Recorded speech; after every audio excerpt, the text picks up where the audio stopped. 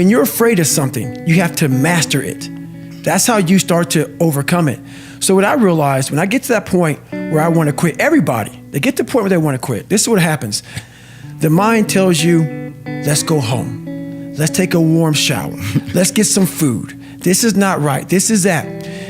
If you cannot answer the questions at that moment, because your mind's gonna start giving you all these questions.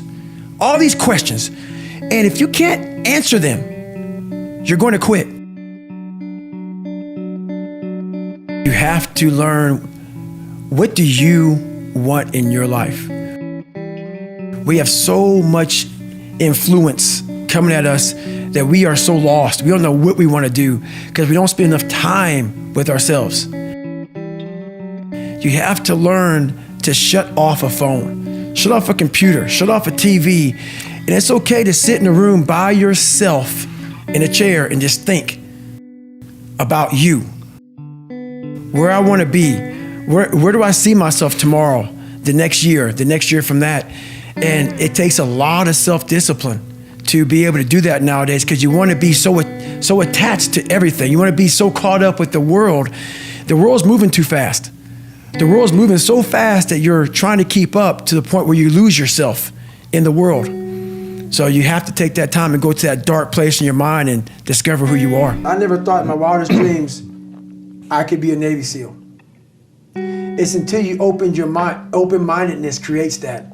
We all shut down our mind. Like for instance, when I broke the pull-up record, everybody around me who heard the pull-up record was 4,020 pull-ups. That's the first thing they did. Oh my God. 4,000 in 24 hours, or was it's 4,020 pull-ups in a 24-hour period. Yeah. The first thing I did versus closing my mind to like, oh my God, that's crazy. I went and got a pen and say, how many is that every minute? Exactly. Every hour, every second. Instead of taking life and making it out to be this grandiose thing, start breaking it down. And most of us, we live in a box. And we don't want to go outside that box at all, ever. Outside that box is all these possibilities of life. What we do is we shackle our mind. We are a prisoner in our own mind that this is all I can do. This is all I'm good at. And we take away the possibilities of you could be this, you could be that, you could be all these things. And I never thought at 300 pounds I could be a Navy SEAL. What people don't understand is that they live for themselves, not knowing that you have the power within yourself to change millions of lives by facing life. A lot of us don't know of a whole nother world that exists. It's on the other side of suffering. Once you break these barriers that you have made for yourself, like the mind is the most powerful thing in the world. It is so amazing that I used to be a 300-pound guy and I thought that was it. Could barely read, could do anything. And now, that what was inside that person was this guy that's in front of you today. That's how scary the mind is. And that's what I started realizing through this journey, is that once I got a taste of, wow, man, I haven't even begun to crack what the mind is capable of. And what I started realizing is on the other end of suffering, that's the real growth of life, because you realize how the mind processes shit. And I talk about another thing called theory and practice. A lot of people are theorists. These smart guys that read these books and shit, man, and they sit down, they tell you what the mind is supposed to do. And a lot of us listen to that shit. It becomes like, this is it, man. This old man who has been studying the mind forever, this is the cap that we have. By being a practitioner, I went out and realized a lot of these guys are so wrong, man. The mind has capabilities that are so unknown, and I found that through suffering. And there's a whole nother world on the other end of that.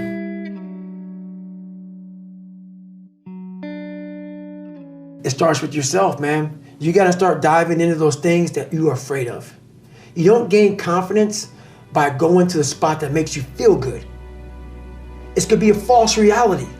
And the second life gives you that challenge, all you wanna do is go back to what made you confidence or what gave you confidence. Is that happy spot? No. What gives you confidence, what gave me confidence was spending years at a kitchen table trying to learn how to read and write on my own, realizing I can't learn the way you learn. I can't, but I can learn. What gives you confidence, not being afraid, is overcoming the fear. I used to stutter severely bad. So right now, I don't know how many people are gonna watch this. You know what gives me confidence? Is knowing I no longer care if I sit here and start stuttering to you. Yeah. That's what gives me confidence, is facing these things, overcoming them. And maybe not overcoming them every day, but facing them and facing them and facing them. Pretty soon like this, you know what, man, this is where it's at.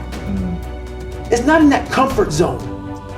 It's in the discomfort zone is where my confidence is getting built. That's where it's getting built. But people want an easier answer. Yeah. There has to be an easier way. There's not. I'm sorry. I searched for it my entire life. A lot of us dream big. You should dream big. Dreaming big is important. You know, some of us want to be doctors, lawyers, dentists. Some of us want to be in special operations. So you have this big dream. You can see it so clearly, like it's right in front of you. You can go out and touch it. But the thing about it is, somewhere, if you dream big enough, somewhere down that journey, that dream becomes a nightmare.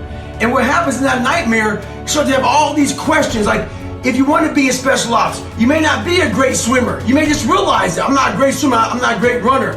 You may start to fail tests. And all these questions start to flood your mind. Why am I here? I'm not good enough. Trust me, I know all about the questions. They will flood your mind. If you do not have the answers for them, you will quit. The answers lie in the repetitions. You must not forget the repetitions you put into trying to dominate the craft that you're in today. Always, always embrace the suck, adapt to the suck. I'm really good at creating an enemy.